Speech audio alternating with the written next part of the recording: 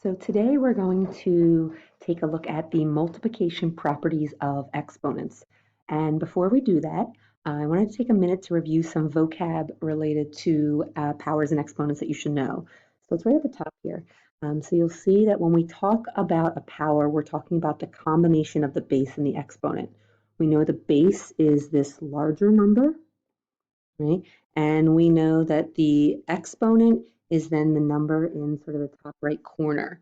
And when we think about writing a power, the base and the exponent out, we talk about that being expanded form, and that's this part here. So we know that the exponent tells us how many times to multiply the base by itself. So in this example, 2 to the 4th, we would multiply 2, the base by itself, 4 times.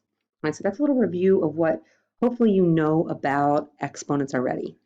Today we are going to take a look at 3 different sort of properties, we call them, of exponents. And you can see them in the middle of the paper. I'm going to kind of go over them very quickly, and then the best way to kind of use them or see them is through examples. Just to be clear, you do not need to know the names of the properties. I will never quiz you on that. What you need to know is how to use them to simplify. So the first one tells us that when we are multiplying two things with the same base, we add the exponents. When you have the same base, you keep the base the same, you add the exponents. And you can see some examples there. The second one is what happens when you have a power of a power. You have one exponent sort of next to the other. And in that case, again, you keep the base the same and you multiply the exponents. And then the last one is a power of a product. So what happens when you have a power outside a set of parentheses? And essentially all you really do there is distribute it to each part of the parentheses and then simplify. So what we're going to spend the time doing here is practicing using these properties or rules of exponents to simplify. All right, so we're just going to kind of go through the examples here. The first one, we have 5 to the 3rd times 5 to the 6th. Because they have the same base, right, we are going to keep the base the same, and I'm going to add the exponent. So I'm multiplying two things with the same base, keep the base the same, I add the exponent. 3 plus 6 is 9. Now you can write this out as a number. This number is actually very large. 5 to the 9th is, all right, let me see here for a second, is 1,953,125. So I'm actually just going to keep that one as an exponent because that number is so large. Some of the others later we will actually write out. In the next one, here's an example of the second rule, which was a power of a power, the exponent right next to the other. When we have the power of a power, we know we keep the base the same, and then we multiply the exponents. So 5 times 2 gives me 10. And again, I could write this out as a number. 3 to the 10th is 59,049. So again, I can keep that as just a power, 3 to the 10th, or I could write it out 59,049. Right? The next example we have here is an example of sort of that last rule then. This is the power of a product. So you have a bunch of things being multiplied together inside the parentheses, all to the 4th power. So what I'm really going to do is I'm going to kind of like distribute that exponent to everything inside. So I'm going to have 5 to the 4th, I'm going to have x to the 4th, and then I'm going to have y to the 6th to the 4th. And you'll see why I wrote that last part in parentheses in a second. So 5 to the 4th is 625. Now we have x to the 4th. And then here is actually an example where we can start combining some of the properties. So we have y to the 6th to the 4th, the power of a power, that second rule. So we're going to multiply those exponents and we get y to the 24th. Notice we cannot combine the x's and the y's because they don't have the same base. So my final answer then is just 625 x to the 4th, y to the 24th. My fourth example is y to the 3rd to the 4th. It's an example of that second rule, the power of a power. So we multiply those. 3 times 4 gives me y to the 12th. Number 5, right, now they're going to start getting a little bit trickier. So what I'm going to do for number 5, I am going to break this down into sort of the numbers and then the powers. So the -7 and the 8 are just regular old numbers. They're not exponents. So all I'm going to do with them is follow the operation. The operation in this problem is multiplication, so I'm just going to multiply the numbers because they're regular old numbers. So negative 7 times 8 is negative 56. And then I'm going to simplify the parts that have the powers. So I have a b to the third and a b to the ninth. Right? And I know you can't see that so great, so I should probably unhighlight that there. Right? So when I take a look at that part, again, the powers, they've got the same base. When I have the same base and I'm multiplying, I keep the base the same and I add the exponents. 3 plus 9 is 12. So my answer is negative 56, b to the 12th. In number 6, here now I can look at this with sort of 3 different parts. So I'm multiplying 3 things together that all have the same base. I can use the same rule I've been using before, even when there's 3 different powers here. I keep the base the same and I add the exponents. 2 plus 5 plus 4 is 11. So I get n to the 11th. In number 7, this is our power of a product. So I would distribute the exponent. So I'm going to have 4 to the third, y squared to the third, and then z to the third. And then I go through and simplify.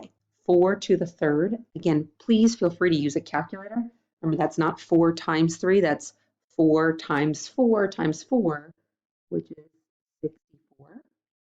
Then y squared to the third, that's the power of a power. We multiply, so it's y to the 6th, and then z to the third. Again, we cannot combine the y to the 6th and the z to the third because they have different bases. And I can even add a note there. All right, so these are different bases, so you can't combine anymore. Different bases.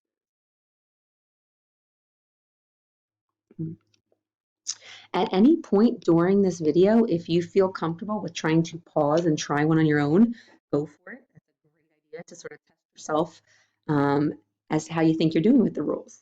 And so number 8 is similar to number 7. I'm going to distribute the exponents. So I have 5 to the 4th. I'm going to have a square to the 4th, and then b to the 7th to the 4th.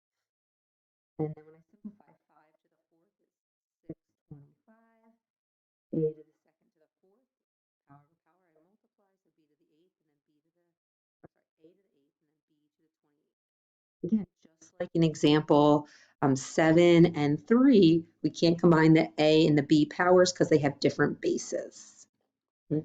Number 9. Now you'll notice here I have nothing to distribute because there's nothing inside the parentheses. So when I go to simplify this one, again, I'm going to break it apart. I'm going to start with just the numbers, 4 and a 5, right?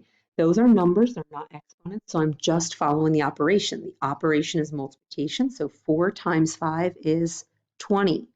Then I'm going to go through and take each part, right? So then I have the x's. They have the same base and I'm multiplying. When I'm multiplying two things with the same base, I keep the base the same and I add the exponent. 7 and 3 is 10. And then I can do the same thing with the y's. Keep the base the same, add the exponent, so 2 plus 5 is 6.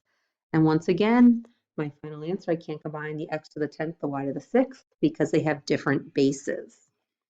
And my final example, probably the most challenging, I'll be honest, probably even a little more challenging than anything you'll see on your weekly quiz this week. What I'm going to do in number 10 is, if you look here, we got quite a bit going on. The first thing I'm going to do is distribute the exponents outside the parentheses. So we've got to distribute this 3 to this set of parentheses, so I would have 3 to the third, x squared to the third, and then y cubed to the third. The 5x to the fourth, y to the fifth does not have an exponent to distribute to it, so it's going to stay the same. And then the last term, the negative 2x cubed y, has the exponent of 4. You'll notice I'm only distributing that exponent of 4 to that set of parentheses, so just to the negative 2, just to the x cubed, and then just to the y, because that's all that's sort of underneath or with that exponent. And now I'm just going to go through and simplify each of those sort of exponents that distributed. So 3 to the third is 27, x squared to the third, you multiply x to the 6th, y to the 9th, and we have 5x to the y to the fifth. And then negative 2 to the fourth. Remember, that means negative 2 times itself 4 times. That would be 4 negatives. That's going to give us a positive 16 x to the 12th, y to the fourth. And then my final step is to now combine everything that is the same. So if I start with the numbers, I've got a negative 27 times 5 times 16. Again, they are not exponents, so I'm just following the operation of multiplication. 27 times 5 times 16 is 2, no, is 2,160. And then I'm going to look at the variable part, which is my, change colors here, x's, x to the 6th, x to the 4th, x to the 12th. And when I'm multiplying three things or anything with the same base, I keep the base the same. I add the exponents. So 6 plus 4 plus 12 is 22. And then I can do the same thing with the y's. I have 9 plus 5 plus 4. That's 18. And then that's my final answer, 2,160 x to the 22nd, y to the 18th. So again, in summary, if I go back to those rules for you here, right? Product of powers, multiplying two things with the same base. Keep the base the same, add the exponents. Power of a power. Right? That's when you have one exponent right next to the other, you multiply the exponents, keep the base the same. And then when you have an exponent or a power of a set of parentheses, you have to distribute it to each part and then simplify. And that is your multiplication properties of exponents.